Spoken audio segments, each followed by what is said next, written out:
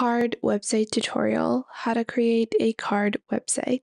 Hello everyone and welcome back. In today's video, I'll be showing you guys how you can create a simple and easy website using Card. Card allows you to create free, fully responsive, one-page websites. So you can pretty much create anything, especially if you're someone looking to build landing pages for their sales funnels, or if you're an affiliate, then using Card can be a simple solution instead of having to go through multiple different platforms to buy hosting, to buy templates, and more. You have Card that allows you to do it all. So let's get started. First off, you can click on choose a starting point over here, and you have several different templates that you can pick out from. So you have things like profile-based template, landing-based template, form templates, portfolio templates, and then sectioned templates, which use section breaks to make it seem like it is a multi-page website. But I want to create a portfolio, so I'm going to go with one of the portfolio templates, and we have a couple of different ones. Now, if you want to explore them further, simply hover your cursor and click on the demo option. This allows you to see the demo website and how it functions, so you're able to choose the template that most closely resembles your desired look.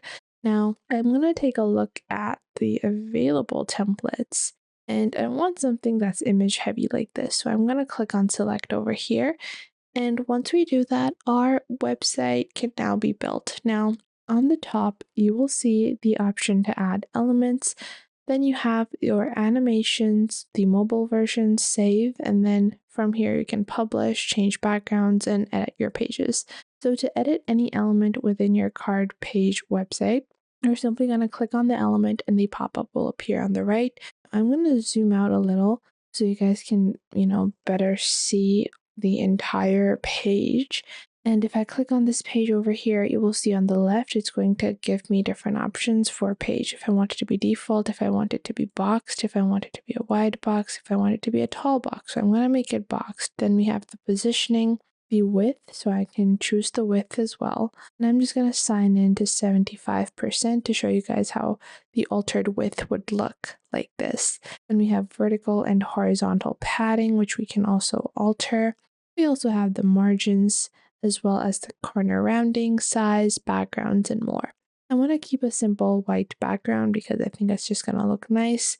And you guys can see because I altered the padding, it's not even on both sides. So for that, again, I'm going to click on over here, click on the page, and my horizontal padding needs to be equivalent. So I'm going to change the width, like this. And once I've customized this a little, I'm going to click on this. Now in this, once I click on my text, I'm going to add my name instead, which is Lily Davis. And once I do that, we're going to select the second option, which is text. So this is going to be stylist / personal style consultant. Then below that, we have our default text. So let's say with years of styling experience, I've cultivated an eye for the best looks for you. Then below that, we have socials icons. So if I want to remove these, all I have to do is click on them and then click on delete. If you want to add anything different, you can click on the plus icon on the top right, and you can add text, images, lists, buttons, videos, links, audio, gallery, tables, dividers, and even timers.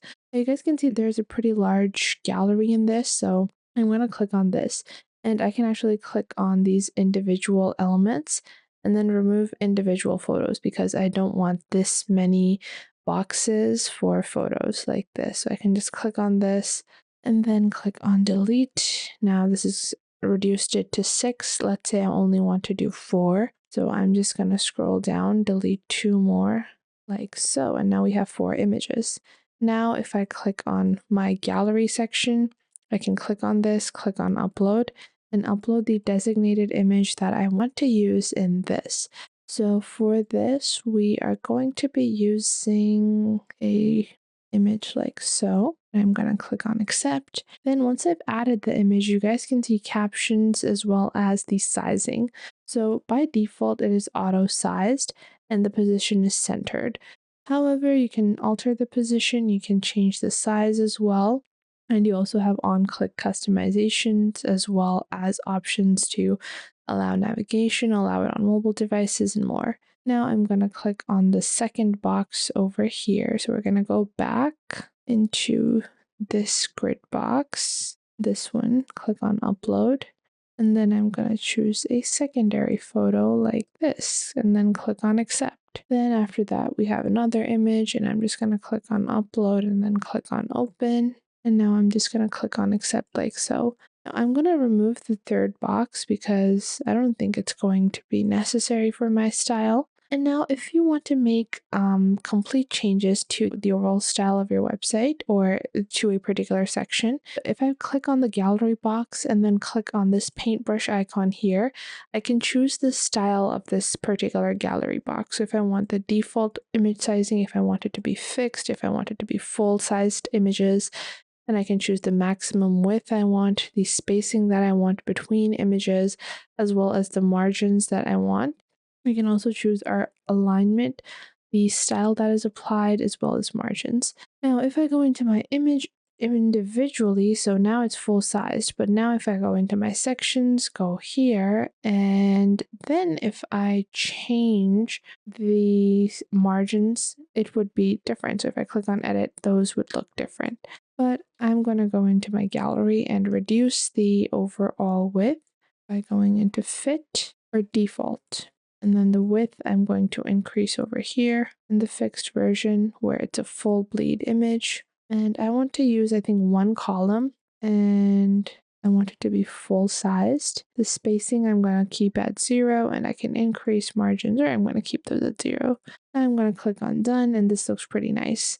Now I can click on the plus icon on the top right, and I'm gonna add a button here, which is going to be to explore. Or let's say if I want to add some more text, I can add some text. Now, if you want to build some more interesting columns, you can click on the right and add multiple items together in the form of containers. So we're gonna delete this to show you guys how containers work. Cancel. Delete the text only.